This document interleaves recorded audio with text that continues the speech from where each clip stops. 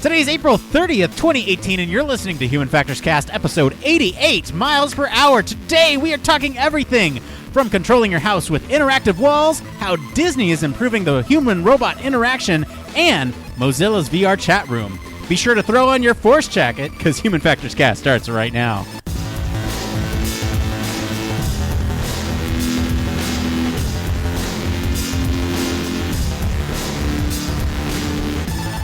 Welcome to Human Factors Cast, your weekly podcast for all things human factors, psychology, and design.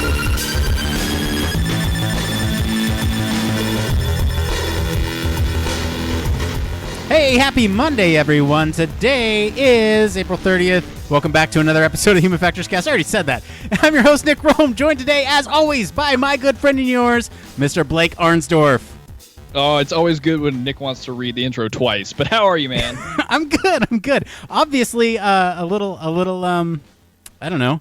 It's a Monday, man. But we're here. We're here to talk about human factors. It's going to be a good show. I have a feeling in my bones. But Blake, what's going on with you, man? Oh man, so I have a bit of a soapbox topic today.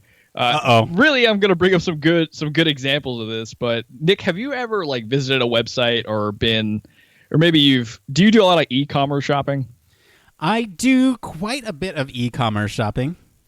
Okay, so I don't know. This will be kind of a lengthy example, but a lot of websites, they'll put on big sales and stuff like that and advertise it far in advance so they can get enough leverage and people will be coming to the site and whatnot.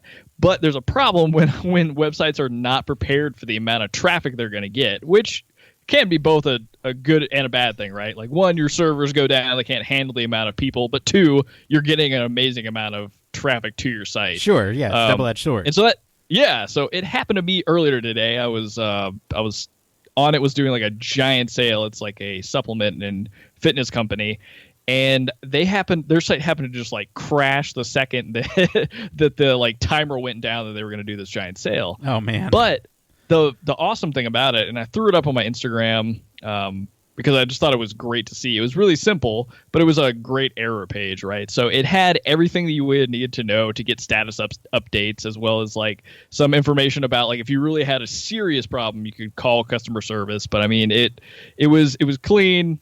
It told you hey, we're experiencing high volume at the website right now, and it has gone down, but you can follow updates here and here, being Facebook and Twitter. And if you really have a big problem, call somebody. So it's just one of those times where I think people, or I like to see where companies have really thought about the end user experience, even when things go negatively, trying to really optimize as much as you can what people are going to experience then and try and make them keep coming back. And I would love to have nerded out on how many people were coming back from those status update, Facebook and Twitter links later on. But it was just a good experience to see.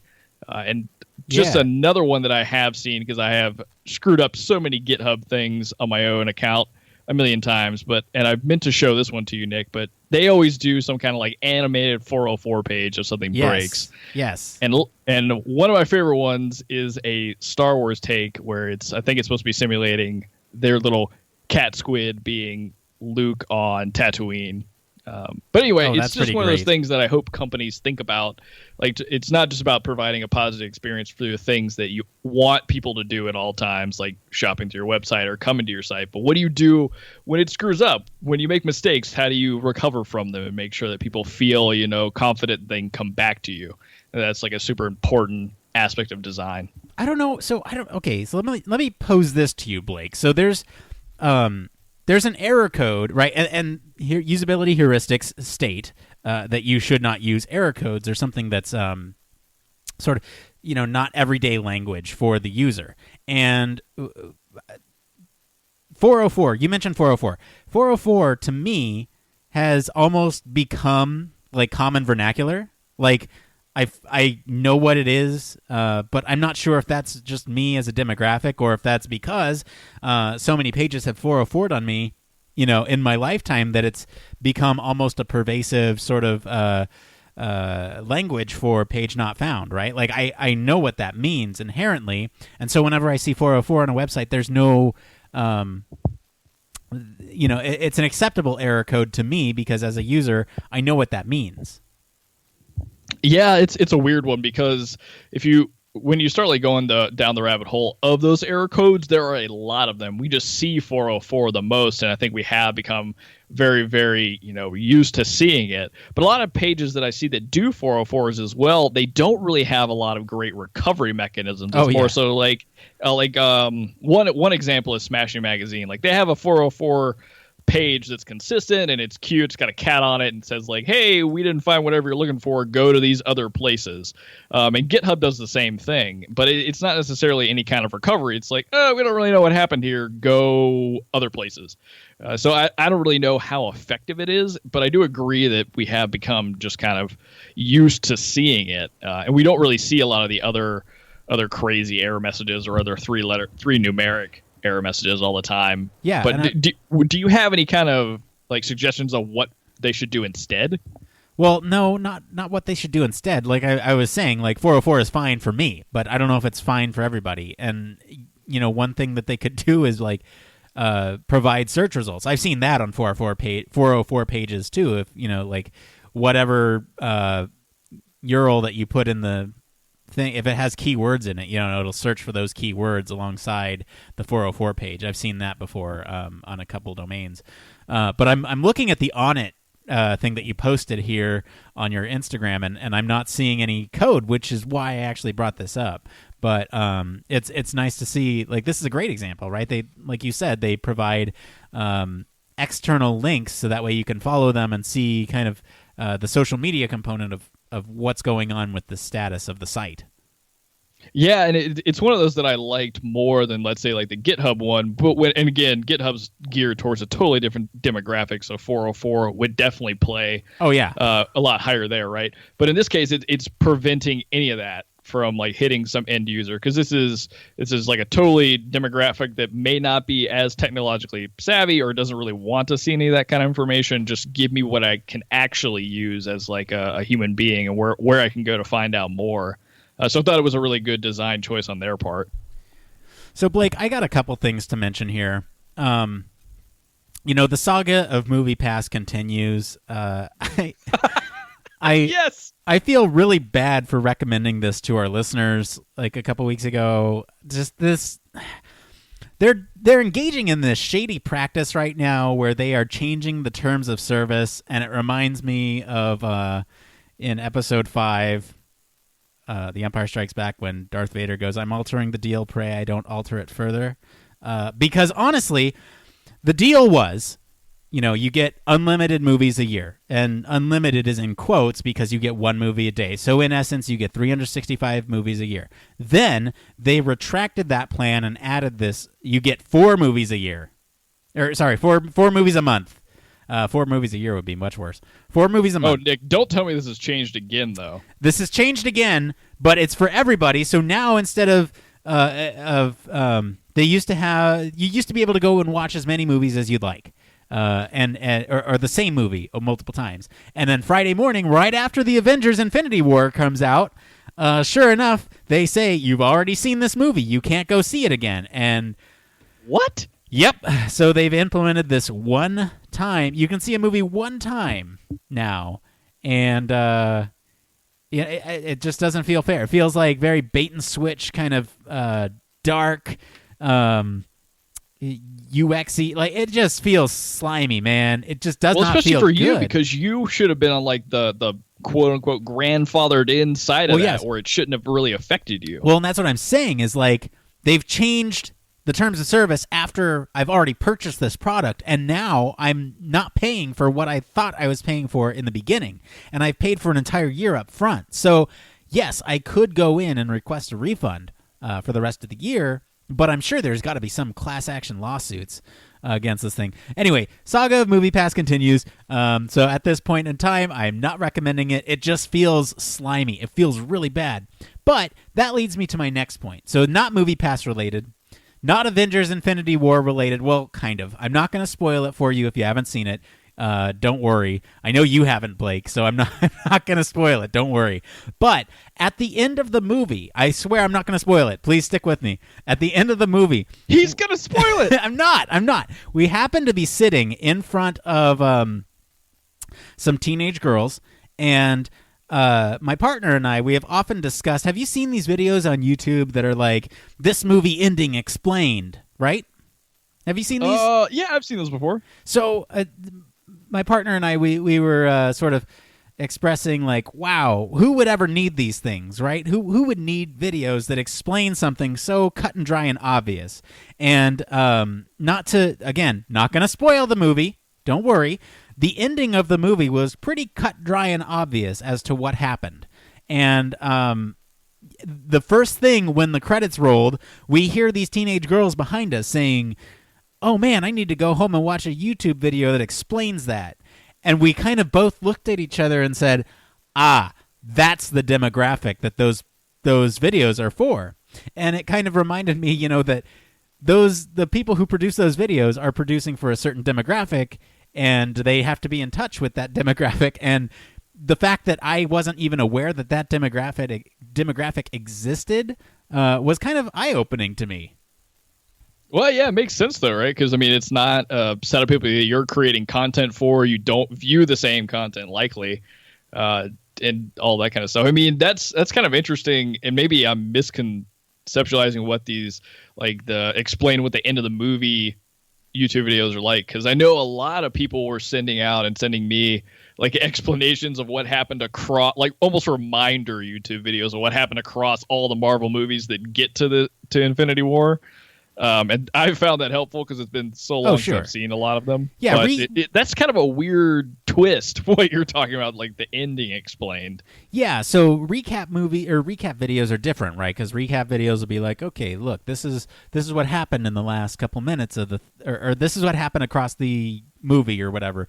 But the ending explained goes into this is what everything means, literally spelling it out for you. And it didn't need it. It didn't need that. And honestly, I just don't understand. It's so hard for me to comprehend. Anyway, we should probably get talking about human factors here. So before we get started, though, I just want to remind everyone that we had some wonderful coverage coming out of CHI 2018 last week. Our field correspondent, Woodrow Gustafson, was out there doing all the investigative stuff. He was, checking out all the cool demos and going to some of these panels. And we have a couple great episodes of content. I know they're a little longer, but stick with them. Listen to them in fits and spurts, and you'll get through them. But guys, please send some love to Woodrow for doing that for everybody in the community in the Slack, because that was a lot of work on his part, and he was taking time out of his day during the conference to kind of try and meet people and make sure he was seeing as much as he could. So thanks again to Woodrow for taking so much time and giving us so much great feedback. Yeah, absolutely. And, he actually met a couple contacts that we're hoping to interview this week. So be looking forward to a couple more bonus episode content. They'll be short. They'll be interviews. But hopefully we'll get some more interviews from people who were at CHI, so that way you can kind of get information from somebody else's mouth that's not ours. And maybe even in the future here, we'll have a couple other surprise guests on the show that may or may not we're very much looking forward to some of the stuff we got planned for you. So just stay tuned. Just a reminder, we got UXPA in Boston. That's Thursday, May 10th. So coming up here, 10 days. Got AHFE International in 2018 in Orlando, Florida, from July 21st to the 25th. HFES in good old Philadelphia. And that's going to be from October 1 through 5. And then we got HFES Australia in Perth, and that's November 26th through 28th. If you guys have any events that you want to send our way, we do have a listener Slack. So if you're listening to this right now and have an event that you think we should start plugging on the show, let us know. Jump in that Slack and let everybody know. It's full of a bunch of human factors practitioners and people with a wealth of knowledge. So please go check that out. Anyway, Blake, why don't you say we get into the news? Let's do it. All right, so this is the show all about human factors news. This is where we talk about everything related to the field of human factors. This could be anything. You name it, as long as it deals with the human and the factors, it is fair game. Blake, what do we got up first this week? Oh, man. Okay, so this week, immersive experiences definitely seek to engage the full sensory system in ways that words, pictures, or touch alone cannot do. With respect to the haptic system, though, physical feedback has been the traditional way of providing tactile feedback through usually handheld experiences or vibrations based on design, largely ignoring both pressure receptors and the full body area as conduits for expressing the meaning of what the sight and sound that you're seeing is doing. So the Disney research team has extended the potential for immersion along these dimensions with the Force Jacket, a novel array of pneumatically actuated airbags and force sensors that provide precisely directed force and high-frequency vibrations to the upper body. The study actually describes the pneumatic hardware and the force controls algorithms that user studies were conducted to verify in terms of the perception of airbag location and pressure magnitude, as well as subsequent studies that define the full torso pressure and vibration felt by things such as being punched or hugged or even a snake moving across your body. So the Disney team actually discusses in depth in this research paper the effects of what this prototype was like in both the physical world as well in virtual reality applications. And Nick, I have not really seen a whole lot that is so intensely done by companies in terms of really great research that's coming out, and they're putting out like full papers behind it. And Disney has now done it in what we'll see as 2 stories across today. But this Force Jacket is a very interesting medium for kind of providing that more immersive experience you could see in either in their parks or in different virtual environments. Yeah, so we've seen sort of these haptic feedback mechanisms before, right? We've seen pressure suits, we've seen sort of these suits that vibrate when you get interacted with in a virtual environment or something along those lines. This is different in the sense that they are using pressure, right? And they hinted at something very key that I think hasn't been explored up until this point. They're ignoring the pressure receptors in full upper body, right? So like I said, we have the tactile experiences, things touching you. We have vibration, things moving on you, but we don't really have the pressure. And the pressure kind of morphs to your body, which is sort of it provides, like, if you think about getting a hug and getting sort of this simulated hug at certain points, you can kind of feel how that would break down, right? Like, if you're listening to this, kind of splay out your fingers and press them against your chest, and then, like, kind of imagine that is one kind of hug, and then go actually hug yourself, and then that's a different kind of hug. And it's very different because there's so much more contact along your skin. There's actual pressure being applied to your body rather than just pinpoint pressure. And that's just one sort of example, right? I mean, you can think about... one of the articles that we pulled for this story was, I think it was TechCrunch or something, but they say, you can actually imagine what it feels like to Hulk out now, where your muscles kind of tighten and these things kind of constrict around you, like, your clothes are getting tighter on you. Talking about Avengers, I mean, that's all the rage now, but, that kind of thing is possible now, where you couldn't really get that with haptic suits before. Like, vibration just wouldn't do the trick. So... there's a lot of application for this. I'm really excited. Yeah, and just so listeners can kind of, if you haven't seen the article, I definitely encourage you to look at it because it's got a great video explaining kind of the background and how this was used and tested. But basically think of a jacket that you would put on that on the inside has got a lot of, I think it's around like 20 little square airbags that will inflate and deflate depending on what situation you're in. Like Nick was describing, if you were to Hulk out, the idea is that the airbags would increase air and make you feel like that you're gaining a bunch of different muscles like the Hulk would. And they even like show kind of an interplay of how this would pan out kind of in virtual reality, where you would see yourself change and then get the feeling of the jacket pressure hitting your skin, making you think that you're actually in the game, being more immersive and that kind of stuff. Yeah, and I mean, I can imagine this being used for like let's say you are. So they mentioned like being able to feel like you just got shot in a virtual environment, and up until this point, it's been vibrations, but this is actual pressure. Now, I'm wondering how fast these things can expand, and whether or not that impact will, provide enough of a shock to where you're like, oh, that felt real, it kind of like a jolt to the body. I don't know. This is really cool to me, obviously, as someone who studies VR and mixed reality. But I don't know. It's always fun to bring sort of these interesting feedback mechanisms into the news cycle and see what other people are doing. Oh, yeah, definitely. And what was kind of even more interesting to me is they of course, tested it with users to see how it worked out, and if the actual feedback that they were getting was, consistent with what they were seeing either on screen. But they also talk about the GUI they developed and alongside with this that I'm assuming would really be implemented later on if let's say like somebody else was in, like, think of like a Disney theme park where you may put this on for some sort of experience. They were able to, tailor some of the different experiences depending on if you're like a child or you're an adult, changing the different haptics, or like Nick was talking about, having those sharper kind of hits if you were to get hit by something in the virtual world or in the virtual experience you were having. So that was kind of an interesting thing to look at in terms of what they were creating for this UI to affect all the airbags in the suit. Yeah, I mean, they mentioned things like punch, hug, snake moving across the body, like you said earlier. And yeah, I'm excited for what this means for attractions going forward, because if you think about sort of these interactive experiences, there's often... Okay, so I'm thinking about sort of we've talked about this before, Blake, offline or off the show, but these sort of scary experiences where you go to theme parks and scare actors jump out of nowhere and touch you and whatever, but they can't touch you most of the time without you having to sign some sort of waiver. Yeah.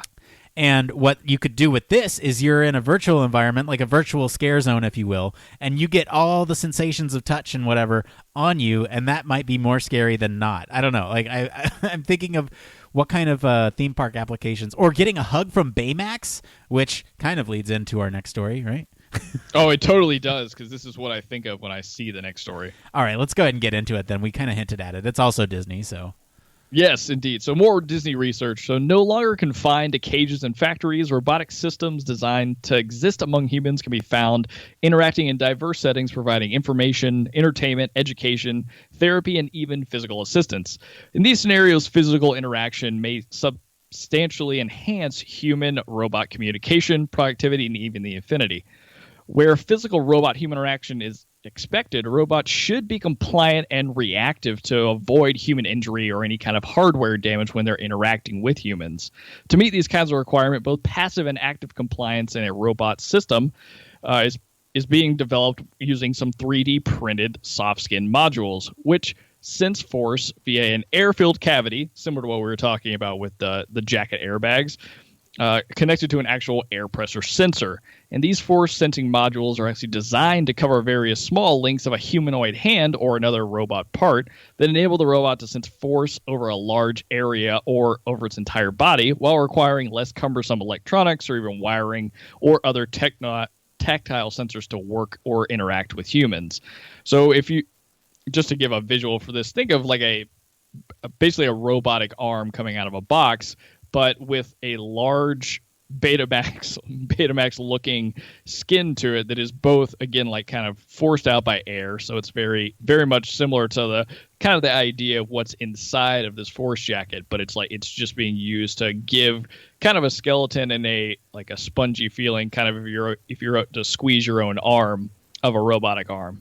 Yeah. So I want to talk about why we're putting this on Human Factors Cast and why it's considered Human Factors news. And a lot of it comes down to the application of soft robots like Baymax that you see in Big Hero 6.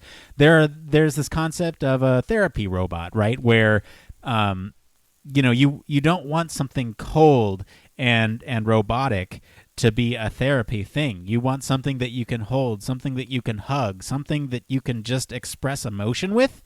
And this kind of seems to do the trick, right? I mean, it's a hand, it's an arm at this point, but the technology is there. They even show in the video the guy hugging it. So in terms of therapy, this can definitely be, we're on the right track. And I think we sort of had that idea long ago with Big Hero 6 and even before then with therapy robots. But I think we even talked about on the show potentially these robots with like lifelike tails that kind of flicked around, and that was seen as more therapeutic than robots without the tails, just kind of giving these animal-like qualities to these robots just made a huge difference. So I'm wondering what kind of other situations that these things could be used in where you're interacting with the human. There's a lot of rich content from the human-robot interaction field for this type of thing.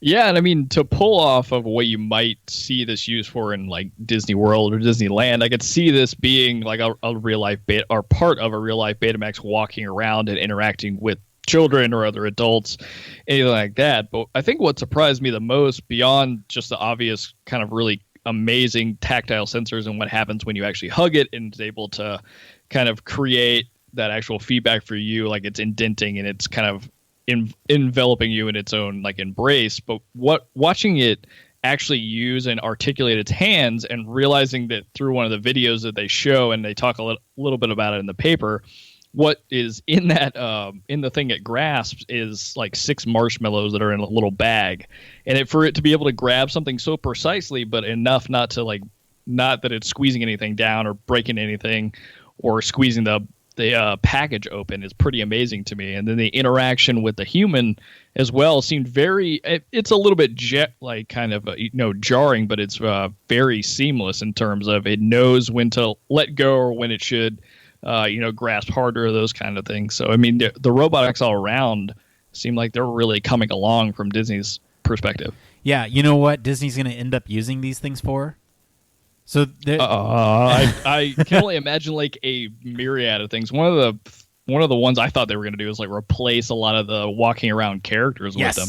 That's exactly where I was going with it, because those people get paid a lot of money for what they do. Obviously they can't get rid of the human actors, right? Like the women who play the princesses and the men who play like the prince, I don't know, the human actors. They can't do that, but for a lot of the character actors that wear a full suit, this is something that they can absolutely do. Unleash these autonomous robots in the park that are going around hugging children with just the right amount of force. And the parents and the children will never know the difference, because, with all these advances in robotics and especially some of this technology that we see here, it's going to feel just like a human, or it's going to act just like a human would. And I think that's an important thing to know, right? And what kind of things are going to be in place? What kind of processes are going to be in place for exposing some of the sort of ethical concerns with this, right? Like, hey, your child's about to hug a robot. There's no person behind the mask there.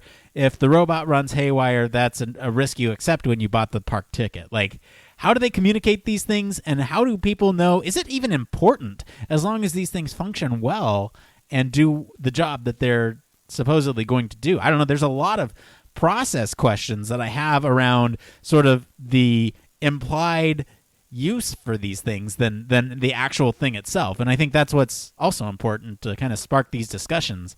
So I don't know. What do you think, Blake? Well, I mean, it's definitely one more terms and services agreement that's going to be updated real quick, right? Sure. Like everything else. But you bring in a really great point, and this is kind of what I liken to how we're going about having to deal with autonomous vehicles, whether it's like UAVs or if it's self-driving cars. I mean, in some regards, it's going to be necessary, especially in the UAV case, right? Like if you own and manage a specific drone or even a set of drones that are flying in some kind of airspace, you're in control of what that drone is doing. Even if it has some level of autonomy, you can always hop back into the loop, make changes that need to be made, or kind of pull it back or rear it back in to the best you can. And I feel like that there's going to have to be something like that here, especially when we're talking about now robots that are going to be kind of walking around, but the biggest part being that they're interacting with small children. Because it's obvious that the science is coming along and the hardware is getting there behind like how the robots can do this. But in terms of what's going to happen from like a monitoring perspective, or what do you do in these kind of like fail moments? What's the fail safe for all of these kind of situations you might find yourself in? I'm sure that's got to be a big part of what Disney's looking at too, or thinking about, or they'd have to. Well, I have one partial solution to tackle that. I mean, oftentimes these actors will be out there with a camera person, someone taking pictures. A photographer is what they call them. That's the word I'm looking for. They'll be out there with a photographer, and I feel like a camera person. I feel like the photographer's role in all this is going to change significantly, because I feel like they are going to be the person sort of doing these monitoring tasks, right? Monitoring the automation, making sure it doesn't do anything inappropriate, or hurt the children that are interacting with it. And you know, it's like consolidating two jobs into one, right? So now the photographer, I almost forgot the name again. Now the photographer is, you know, both acting as sort of the check, right? The check for whether or not these autonomous systems are behaving appropriately, and then also taking pictures of these things at the same time. So I don't know. I think roles will change, and because they can consolidate both of these jobs across one person, then you know, perhaps they'll be making Disney, the corporation, will be making more money in the long run because they're not paying somebody to be in a suit. Well, again, too, I mean, if you want to take it even one step further, I mean, what's really stopping you from, like, with whatever character's going out, sending some kind of drone? I mean, some of the cameras on drones are amazing right now, too. And if they just act as a single unit that's moving around, and so now you've eliminated potentially two jobs, but created some set of mass operators watching all of these things. Right. Yeah. I don't know. I guess the future will tell. And I don't know. I look forward to hugging a robotic Baymax at Disneyland. So. I really want to hug a Baymax. That is so awesome that's kind of what the design looks like, and I hope that's where it was pulled from. I imagine so. It's Disney Research. All right, well, thank you to all of our friends over at Disney Research and Engadget for all of our stories this week. If you guys want to follow along with us as we find these stories, you can follow us all over social media, or be sure, like I said earlier, to join our Slack.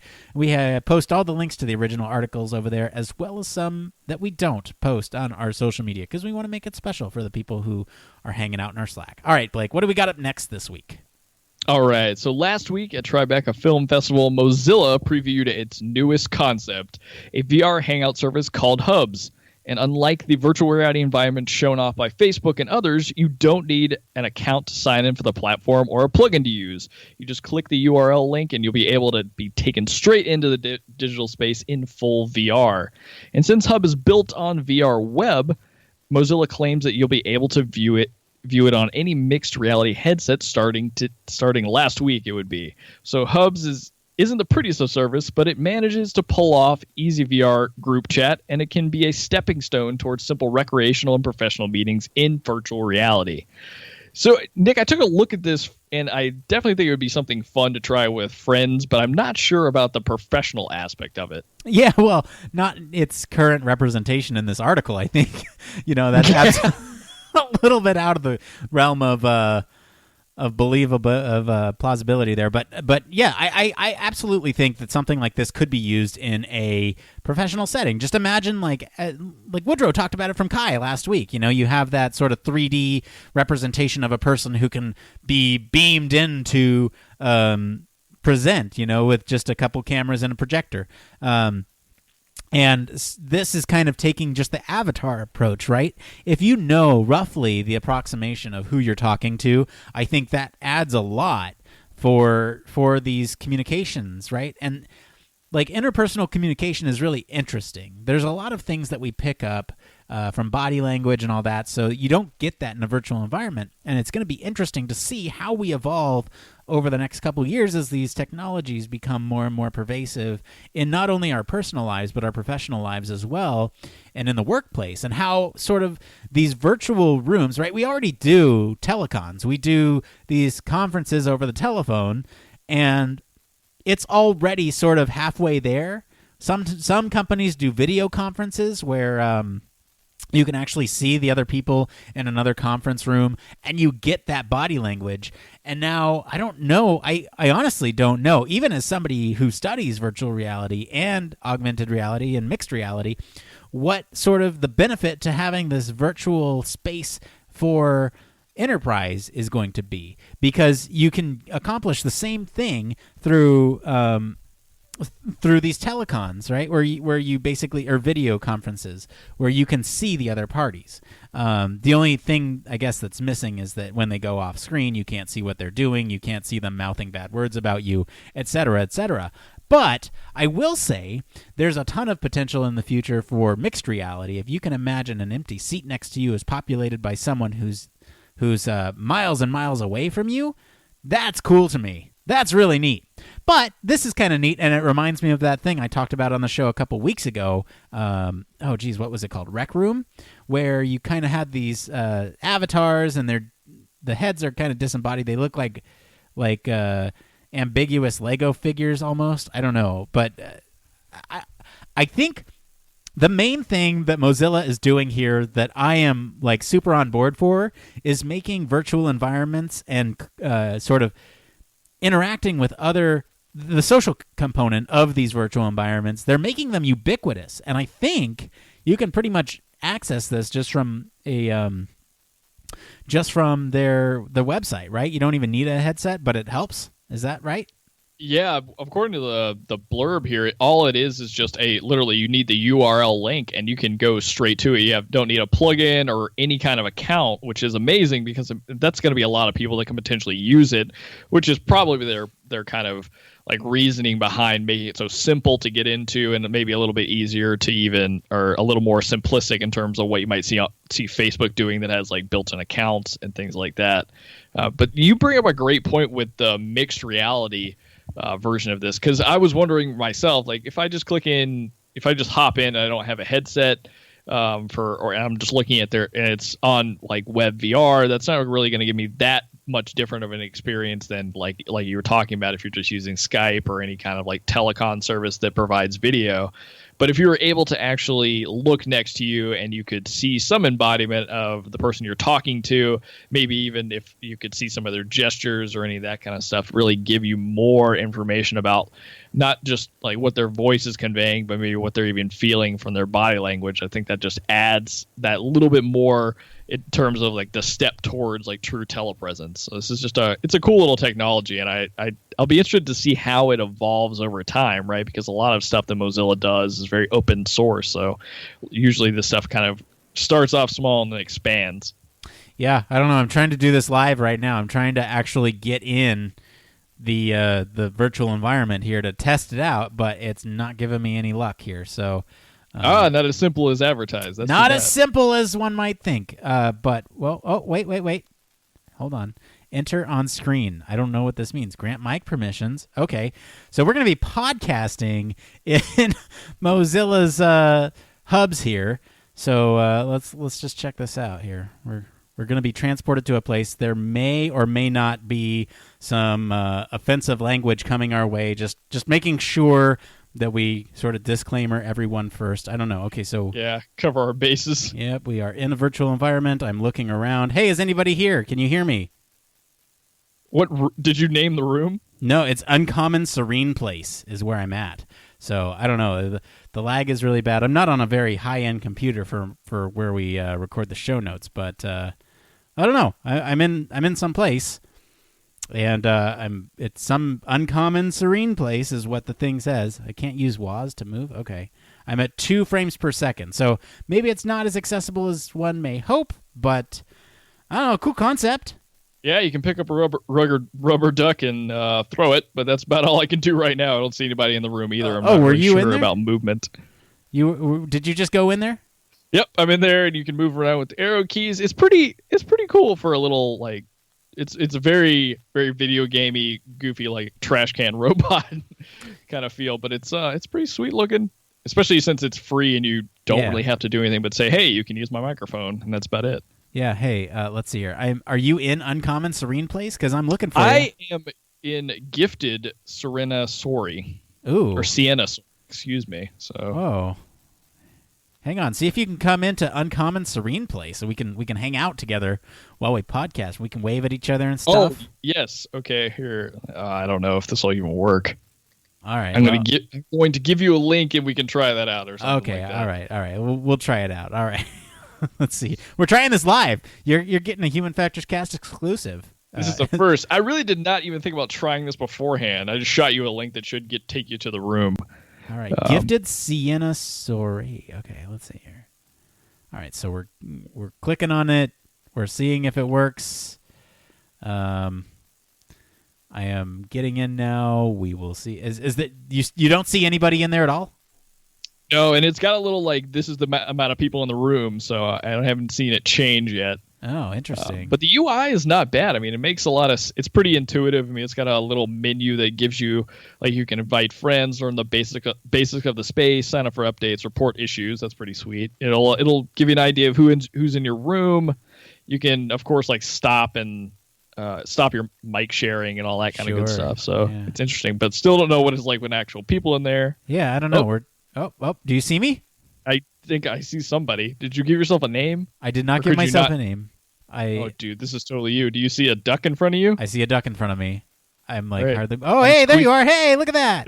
All right, we got a Human Factors cast first. We are both hanging out in this chat room here. Can you hear me through the application at all? Do you have the stuff on? Hey, yes, I can. I'm getting like a double echo sound. I'm getting the double echo sound too. All right, well, I'm going to exit this because our listeners probably don't want to hear that. Okay, enough hanging out. That was interesting though. When you talked, it gave me some visual feedback from your little floating robot that you were actually talking. So that was kind of cool too. Hey, look at that. That was kind of fun. It was almost like maybe we could just do that on Infinite this week. I don't know. That would be sweet. We can just roam around VR and just hang out with other people and kind of talk to them in virtual environment. That would be a fun Infinite episode. In case you're unaware, we do a separate podcast called Human Factors Cast Infinite, where we talk about an infinite amount of possibility for things and infinite amount of topics. And it's for our Patreon subscribers, and we'll mention that a little bit later. But why don't we get into the last news story? All right, last news story. So researchers at Carnegie Mellon University and Disney Research in Pittsburgh think that we can do more with our walls. So in a research paper they presented last week at ACM Chi conference on human factors and computing systems, they presented a way to turn all the static walls that do little more than separate spaces into actual sensing, interactive, smart pieces of infrastructure. The result of their work was a prototype called the Wall Plus Plus, a wall that can actually track, touch, gesture, sense nearby bodies and their positions, as well as detect and locate active appliances. So to make the wall and keep it inexpensive and simple to construct, the researchers tested various conductive paints and the best way to apply them, whether a top coat was beneficial or a hindrance, and how to connect the wall to electrodes with the best pattern to optimize that antenna sensitivity. So Nick, imagine that you can just interact with your wall to control your entire house in terms of your appliances or any of the things that you have connected. Thinking of like a real Internet of Things type house being built up and actually you can interact through as soon as you walk in the door. Yeah, so I am excited by this prospect for a variety of reasons. Obviously, first and foremost, I'm a VR guy, so VR, mixed reality, all the above. So what this means to me is that because in the future, this is kind of my idealized version of the future, so don't take this for gospel, but in the future we all have these headsets on and we project to a common wall, and that is our working space, right? So you and I, Blake, if we share the same office and we both look at a wall, I could have my calendar up on your wall and you could have your calendar up on my wall, and they're overlapping with our actual working spaces. And with that, right, like if I were to go up and touch the calendar on the wall, this is getting into this technology here. If I were to go up and touch this wall with my calendar on it, it would be able to sense where I'm at and where it's mapped to in the mixed reality, and then I'd be able to edit my calendar events just from interacting with this wall without having to like look at it and be on my floating keyboard and mouse or whatever. That's exciting for one reason. Another reason is that I'm all about this Internet of Things, right? But my partner, not so much. She hates having to consult a certain Alexa, a certain someone, a certain someone in the house to turn on or off the lights. And wow, I just noticed this is from Disney Research too. It is. This is all Disney Research this week, and they are man, they are just crushing it. I can't even get over some of the stuff they're putting together. I mean, to be fair, it's in partnership with Carnegie Mellon, so. But yeah, this is another one of those things where if we could have sort of these areas on our walls where you have the light switches, right, and you could either do that or consult the voice in your house to turn them off. It'd just be another thing. And yeah, why don't you use a light switch? Well, it's not internet connected, and I'm assuming that this would be internet connected because it's so cool. But that's just an assumption on my part. But I don't know. Those are a couple things that I can think of to do with it. Did you have sort of applications that you think may be useful? Well, I like the. So I'm kind of like your partner. I'm not so sold on always like having to consult either Amazon's preferred AI or anybody's preferred AI to do anything. But however, caveat here, I use Siri nonstop all the time. So I like the idea of having something where you could both interact with it verbally, because like if it's during the day, cool. Other people in the house, it shouldn't really bother them. Gives you the information you need. But what if you're coming into the house at night, having some kind of like centrally located, or not even centrally located, but the ability to open your door and touch the wall to start interacting with your house, either turning on specific lights or dimming the lights or stuff like that, or even, turning on your television when you walk in without like having to interact with anything verbally to not disturb others in the house would be a really awesome idea. But I really like the workspace notion that you're bringing up, Nick, and I like the idea about the calendar, but I can just think of like designing in something like Sketch or Adobe XD, where I can stand up and move the pieces and select them and make edits all while kind of like doing gestural based things on a wall, versus just like kind of sitting at my desk with the computer and mouse, because sometimes the keyboard and mouse function, I feel like I can't do exactly what I want to do, right? Yeah. Is if I was able to, physically reach out and use both my hands and put things together and kind of develop workflows that way, I just think it would be an awesome application of something like this. I agree. And I think you're kind of hitting to this next point that I want to make, where I can see this technology being absolutely crucial for the classroom. Learning is such an interactive experience, and when you're just there, trying to absorb information, it's hard. And so if you could have sort of a projector, instead of projecting on a screen, you're projecting on the wall and being able to interact with those elements just through the wall and mapping, that would be huge, especially for some of like these learning games where, I'm thinking young children here, where you match the word to the object. Even just being able to move those around on the screen, or rather on the projected wall in the classroom, could be huge, right? And you could load up a variety of these different sort of modules where depending on what the lesson plan is for the day, these children could learn that through interacting with it. And that's exciting to me too. Yeah, it'd be a lot more fun than, or even a lot more beneficial to people to learn that way, where it's much more interactive. Because something I can even think of at a college level, when doing like something like anatomy classes, or even like getting really into some of the neurophysiology that goes on in the brain, like talking about like neuroscience classes or any of that kind of stuff, it would have been a lot more helpful at times to see kind of visual displays of what we think is happening in the brain and the parts that are lighting up and what that actually means. Like, I think there's just endless possibilities for using visual aids like that in the classroom. For little kids, but also for even adults, because I know, like, in a lot of kind of my more like exercise science classes that I took in grad or in undergrad, that would have been really helpful to understand like what's going on in the muscular system, how blood flows through the body, and seeing like seeing like when you have impairments, what actually is happening in the body, and ways you can like intervene outside to kind of make changes and that kind of stuff. So it's a cool concept, and I think that that kind of introduction of those interactive tools plus mixed reality in the classroom is going to lead to a lot of different ways for people to learn, maybe even more beneficially than just reading or trying to memorize things. Yeah, well, we have Disney to thank for all these things. I didn't realize we pulled so much Disney. I try to get a variety of sources, but they were just killing it this week. So, props to them, I guess. We'll try to diversify next week. Yeah, it's something I wanted to mention about all the Disney articles that I really, really liked, and we didn't really hone into that much in our talking points about them, but they all were very good about calling out kind of the limitations of the studies, and not necessarily just the negative aspects of what they were trying to implement, but what really had to improve to see the technology move forward. And I think that's something that I think Nick and Woodrow and I had an offline conversation about, but it's important, like in any kind of scientific paper, to really understand like the impact, not just of like the positive or what's going on in the future for this, but what potential negative impacts are there, or what is there that's limiting the technology from actually growing and being implemented more. So I thought that was a really awesome thing to see in their papers. Yeah, and one other thing, as long as we're praising Disney for their research, I think one thing that they do effectively is they communicate the concept behind their research very effectively. They have these well-produced videos that illustrate the concept and sort of the inner workings of these things for every research paper they do.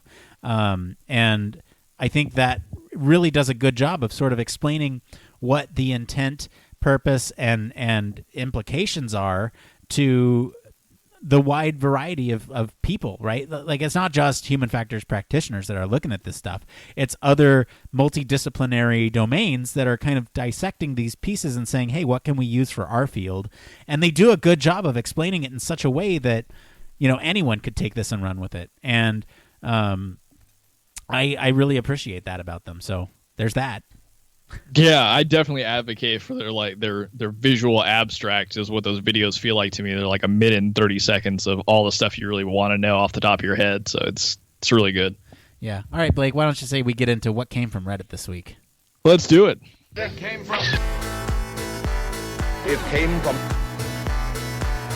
That's right, it came from Reddit. Let's switch gears. Get to It Came From Reddit. This is the part of the show where we search all over Reddit to bring you topics the community's talking about. So any subreddit's fair game as long as it relates to human factors and encourages discussion among the community.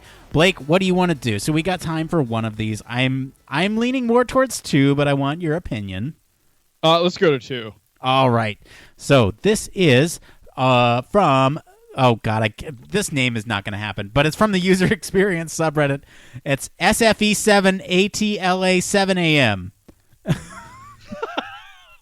The name rolls right off the tongue. All right. It does. They go on to write, what is your standing on expert reviews? That's the question. The body says, I am a solid believer in user testing. I would like to see trends from users and would invest most of my time doing that. But I have been approached by a lot asking me to do a review, what they called a UX expert review, which is for some reason costs more than a normal targeted user testing. And I wonder why that would be the case. I don't mind paying for a designer's opinion, but not as much as they pay, and I would invest more in using that money somewhere else. What are your thoughts? Blake, I'm going to toss this one to you first, because I feel like you probably have some pretty strong feelings about this. Of course I do. So I want to preface everything that I'm going to say with this is my take on it. And so if I'm not completely capturing what I don't know what their name is, I can't say it, but if I'm not completely capturing it's SFE7ATLA7AM. Yes, him or her. This is kind of my take on what you're being asked. So one, it sounds like it's really great that people are reaching out to you to wanting to pay you more money to do an expert review. In this case, what you're calling a UX expert review than just doing normal targeted testing. And totally appreciate the fact that you like to do like solid user testing. I think that has probably the most benefit to companies. And this is what I think is happening here. But it might be wrong. I'm going to equate an expert user or user experience expert review to something similar to experts doing in human factors what they call like a heuristic review, where you'll get an output based off of an expert reviewing a system and trying to spot issues. And I think what has happened is in a company's mind, it takes less time for you to do these kind of expert reviews than it does to actually run a full-blown user test. So you'll see them being willing to maybe pay more money so that you can do the review, give them the insights they need, and then run off. And I even saw this when I was interviewing early for different UX jobs. At startups, and they were always looking for me to basically in the in the intake interview to do an expert user review or user experience review on the spot, provide actionable insights for them to take and go use in development on their product. So they're basically using job interviews for free labor. Sorry. Yeah, for sure. Definitely unethical. I don't like it. It's very unethical, and I caught wind of that very fast, and would send those people walking. But that's kind of my take on what must be going on here. I mean, in the perfect world, you would do both, and you wouldn't have just a straight up just heuristic or user experience review being done in a vacuum by one person. Because I think that does not do as much good as the way that it's supposed to be done, right? Or at least the way that I was taught to do kind of like a heuristic review, where it's more than one expert reviewing and coming to a consensus and then using those insights that they have based on coming to consensus with each other on testing in actual environments. So I think that's what's really happening, right? That you hear user testing and having to bring in people, and it sounds like and is more work. So getting this like expert sign off from somebody who knows UX or knows human factors really well is very appealing. And obviously, if they're trying to throw money at you to just do that so that they have the insights to go running with it, I mean, that makes a lot of sense why you're seeing that. So in terms of whether you should invest more money in other places, I think if it's important to you to just invest in user testing more, and like the expert review stuff's not as much like your cup of tea, then continue pitching the stuff that you like to do and that you're confident in doing.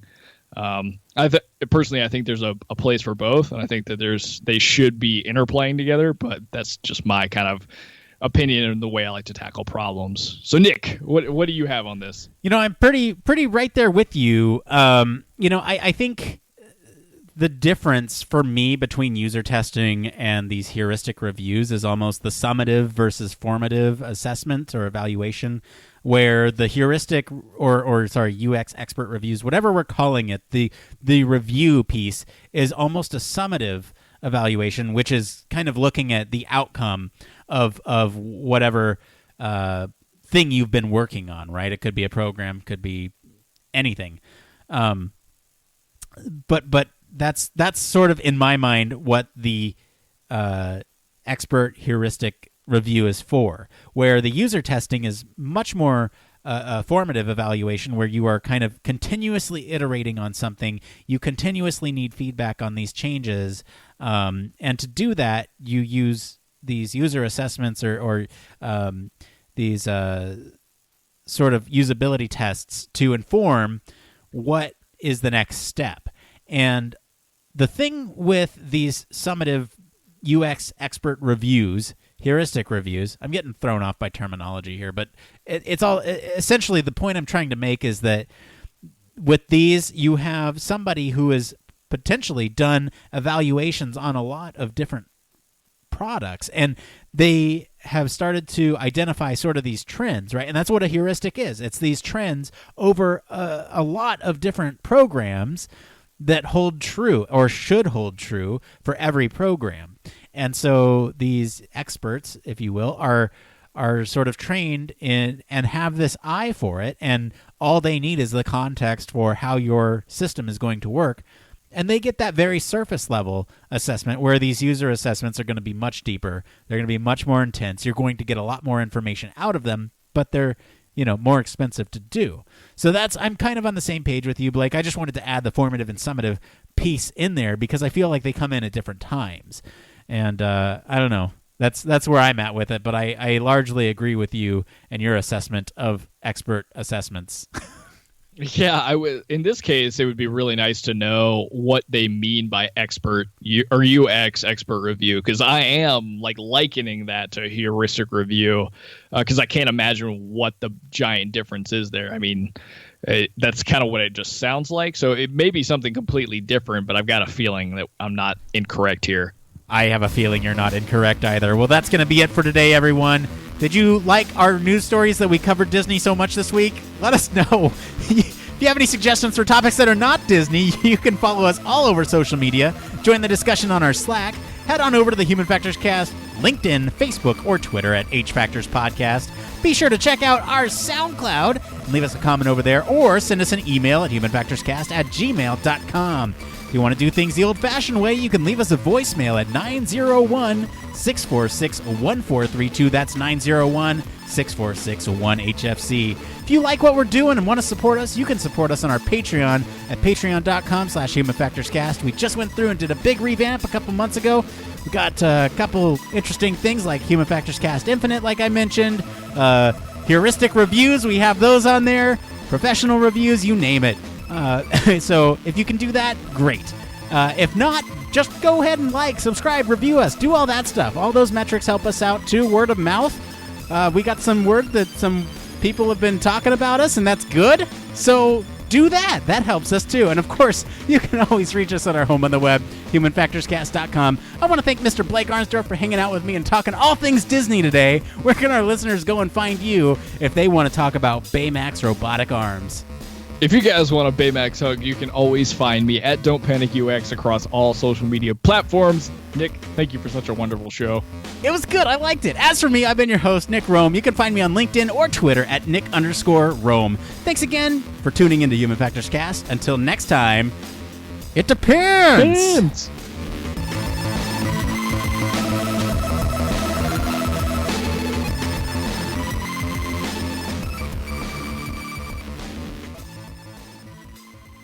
I feel like I should have had the Disney theme queued up for the end of that.